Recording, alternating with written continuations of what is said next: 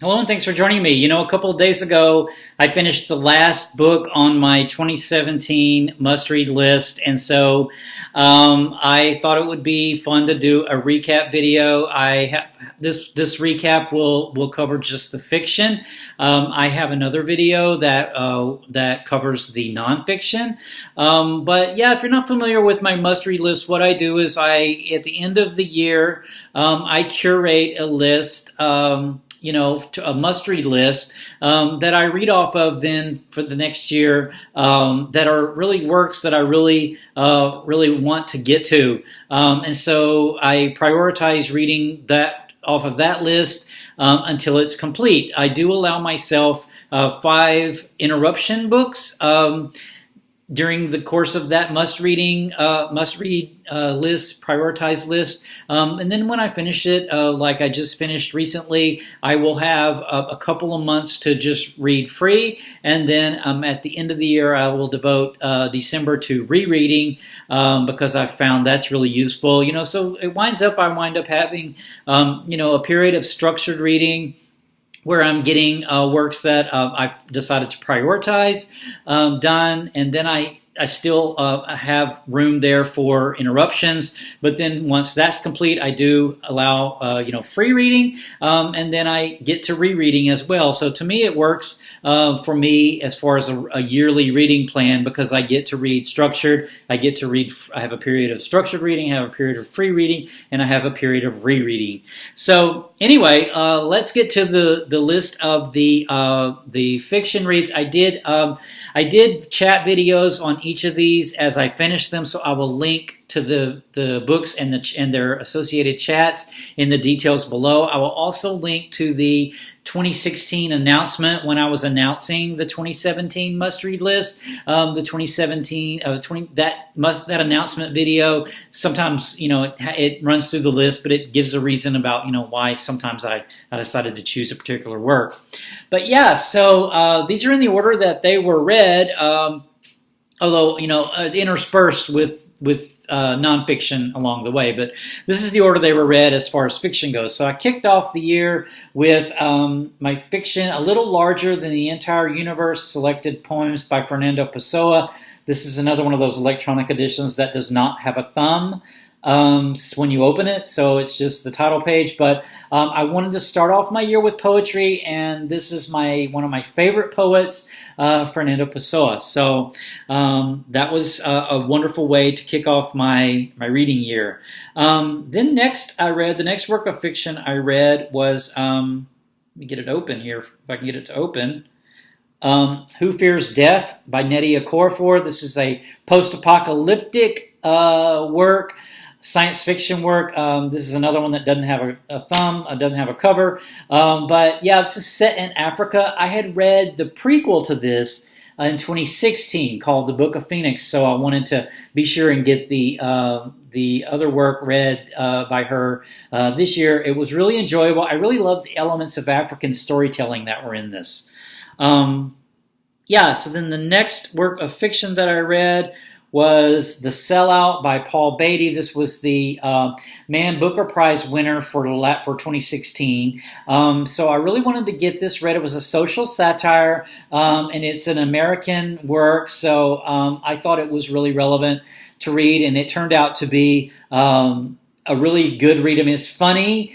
In part, very funny in parts, and makes you uncomfortable in parts, and it deals with a very not funny topic, which is race and racial relations in Los Angeles. So I'm glad I got that read though. So let's see. The next fiction work that I read was The Three-Body Problem by Cixin Liu. This is translated by Ken Liu, the science fiction writer. This is part of the Remembrance of Earth's Past series. This is a science fiction writer. In 2016, I had read a novella by him called The Wandering Earth, which I absolutely loved. I thought it was beautiful, so I wanted to get another book by Cixin Liu, Chinese science fiction writer. And so I got the first one read. There's 2 more in this trilogy, and I do hope to get to the other 2 and finish out this trilogy this fall. So yeah, the next work of nonfiction that I read was the Let's see. Resurrection. Oops, sorry. Let me get the cover. Resurrection by Leo Tolstoy. I read a really cheap edition, and I didn't even notice it until after I'd already bought it, but Resurrection's actually misspelled on this cover. How bad of a publisher would you have to be to misspell a one-word title on a cover? Beyond me. But anyway, this was an edition. This was the first English language edition, just a reprint of it. And this is Leo Tolstoy's last work, I believe, and really social justice issues, the justice system, income inequality, a lot of social justice issues that are still very relevant all around the world today. So I loved reading this. It was very, very good. Then the next work of fiction that I read was called The Bones of Grace by Tamima Anam. This is a Bangladeshi writer. This book is set in Bangladesh. This is kind of a love story. She's a Bangladeshi, I think she's a paleontologist, and she's studying in Harvard, and she's engaged with someone back home in Bangladesh, yet she meets an American man. And it sort of tells the story of her sort of struggle for identity as well as her relationships with these two men. The man she was engaged to back in Bangladesh as well as the American. I don't normally read these kind of, I wouldn't call it necessarily just a love story, but it's not a book I would typically have read, but I did want to get a love type story in on my must read list just to sort of expand my genres. And this was a really good choice because I really enjoyed it a lot. All right, so then the next work of nonfiction that I read was called Two Like the Lightning by Ada Palmer. This is also part of a trilogy. The second work of this is also out that I do hope to also get to this fall. This is Ada Palmer. I think she's a historian and she specializes maybe in Renaissance Europe. So the world building here is really good. It's very detailed. So it was a little struggle sometimes for me to get through, but especially the politics of it. But very interesting politics of the future. This world set in the future where travel anywhere around the world only takes a couple of hours. So borders and national borders have become meaningless, as well as national governments for the most part. It was an interesting look at a different way to structure government, among other things that were interesting about it. So then the next work of fiction was Mrs. Dalloway by Virginia Woolf. I despise this cover. This does not look like Mrs. Dalloway to me. But anyway, it's another not like 99-cent edition. I enjoyed this more than I expected. I was sort of unsure. I read Orlando by Virginia Woolf years ago, but I really wanted to get a work by Virginia Woolf on my list to read this year, and I enjoyed it. I really liked it far more than I expected. So, the next work of fiction was, let me get the cover for you, The Paper Menagerie and Other Stories by Ken Liu. This is a short story collection. I don't normally read short stories, so this was a reading diversity, kind of one of my reading goals for the year. So this is my short story collection for the year, and this was a wonderful collection of science fiction. Some of these stories have won various awards. Ken Liu is a wonderful Chinese-American science fiction writer, and this is sort of colored by his experience, I think, as a Chinese-American. A lot of the stories are themed around that.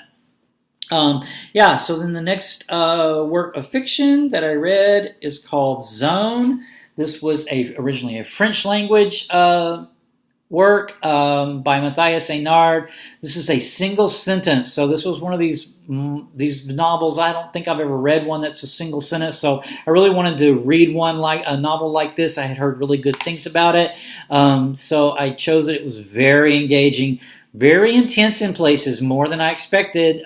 This guy all takes place on a train ride. He's been working for the Secret Service of France, and he's about to try to get out of it. But he's seen a lot of violence, and this also discusses historical violence all around his zone of the Mediterranean. So it covers a lot of historical ground and a lot of different conflicts and different historical figures, different literary figures. Just a really wonderful, wonderful read. So glad that I put that on my list and got it read. Then the next work of fiction that I read was the Selected Canterbury Tales, a New Verse Translation by Geoffrey Chaucer. This was translated by Sheila Fisher. I wanted to read the Canterbury Tales in 2016. I had read a mini biography of Geoffrey Chaucer, and I had sworn that I would read the Canterbury Tales. Wow, these were really good. They turned out to be a little more bawdy than I expected, but I just laugh out loud funny in places and very enjoyable. So glad I got the Canterbury Tales read. Then the next work of fiction that I read was called Siddhartha by Hermann Hesse. I wanted to read another work by Hermann Hesse. I had read a work by him in 2016, wanted to get another work of his in 2017, and I'm planning on reading him in 2018 as well. This sort of spiritual journey of a young Siddhartha as he explores enlightenment during the age of the Buddha. So a very short read, but very lot packed into this little novel, and I loved it. Hesse just never disappoints for me, you know. And then I read, next I read The Stone That Never Came Down by John Brunner. This is a work of 20th century British, I would call it vintage science fiction.